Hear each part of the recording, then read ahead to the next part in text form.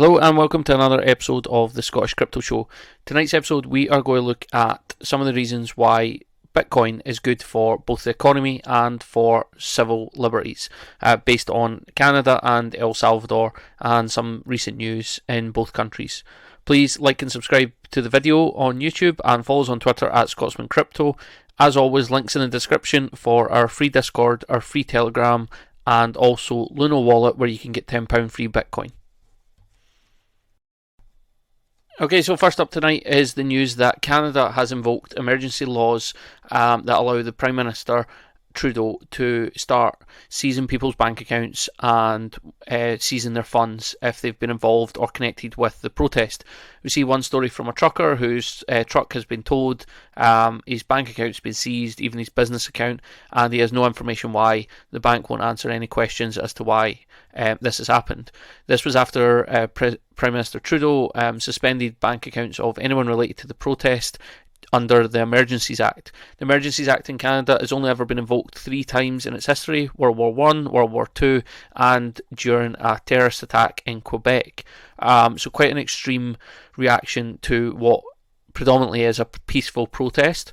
Prime Minister Trudeau defends his actions, saying that it was stopping trade and it was stopping people conduct their daily lives. However, failed to actually deal with any of the issues that the truck driver protest brought to them. So what's this got to do with Bitcoin? Well, a lot of the protesters are now turning to Bitcoin as a safe haven because you can't seize or suspend somebody's Bitcoin if it's stored in a cold wallet, not on an exchange like Binance or Crypto.com or anything like that. So a lot of the truckers and a lot of protests have now started using Bitcoin as a way of raising funds and keeping that money secure. The Bitcoin community is literally using Canada as an example of why Bitcoin is so important to any nation, any citizen around the world. Bitcoin is the freedom technology the Western world needs, and that was a tweet from Pomp, who states that millions of people come for the profits because they hear all the FOMO, all the hype on social media, but they stay for the revolution because once you actually learn about Bitcoin, learn about the traditional finance system, you actually see why Bitcoin is more needed now than ever. We live in such a divided society where corruption is so prevalent that Bitcoin is the antidote to this. And we see this in a letter that the Canadian government sent to a Bitcoin wallet asking them to seize people's funds. So the Ontario Superior Court of Justice sent a letter to the Nunchuck wallet asking them to start freezing or preventing people from moving or accessing their funds. But you can't do that with a cold storage Bitcoin wallet. So they wrote back saying that we're a software provider, not a custodial financial intermediary. Our software is free to use. Please look up how self-custody and private keys work. When the Canadian dollar becomes worthless, we'll be here to serve you too. So basically just taking a pop shot at the Canadian government, showing how little they understand about Bitcoin, but also showing why once you own Bitcoin and have it on a wallet, no one can interfere with it, no one can access it, and no one can manipulate it. And this is so powerful for everyone around the world. And I see reports saying people aren't interested in Bitcoin, people don't care about Bitcoin or crypto. They will. This is a revolution in finance, and it's much needed. There's so much corruption. People don't understand how the financial system works, but they're getting glimpses of it because of the pandemic and because of the massive inflation and inequalities that have been created. And this just goes to show another example why Bitcoin has a massive use case. We're talking about Canada here, not a failed state, not China. So imagine these countries around the world start adopting Bitcoin. It's massive for civil liberties and freedom. Okay, so my second point tonight is all about why Bitcoin is good for your economy. We've covered in previous videos how it's deflationary as opposed to fiat currency, which is inflationary. But also, if we look at El Salvador, so the first article shows the IMF reaching out to El Salvador. This is the BBC News article asking them to suspend Bitcoin as their local currency. So IMF said basically that there was risks involved with Bitcoin being legal tender, that it risked financial instability. The US government's now passed legislation to look into the El Salvador experiment with Bitcoin to see what impacts that could have in the US. All the while, President Bukele in El Salvador has been heralding Bitcoin as a massive success.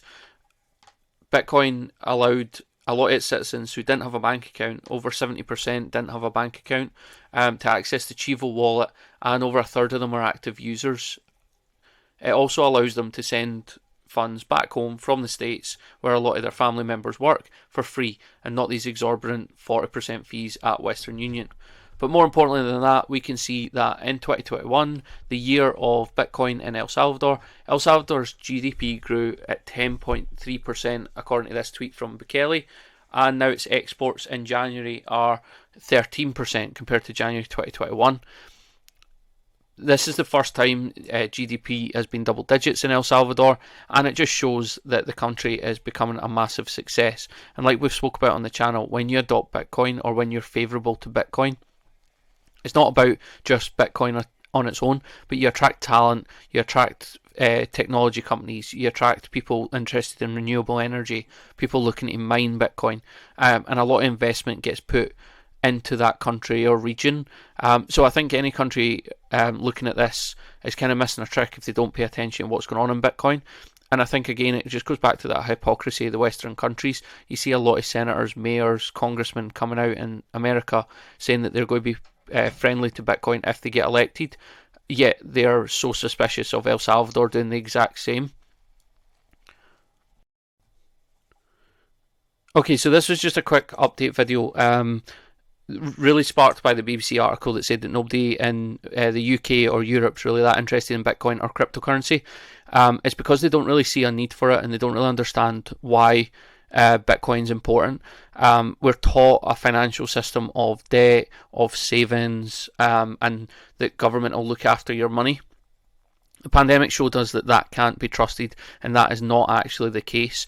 And in this video, we've shown that Bitcoin is good for GDP, it's good for exports, it's good for civil liberties, and it's good for people getting access to bank accounts when they don't trust the traditional system there.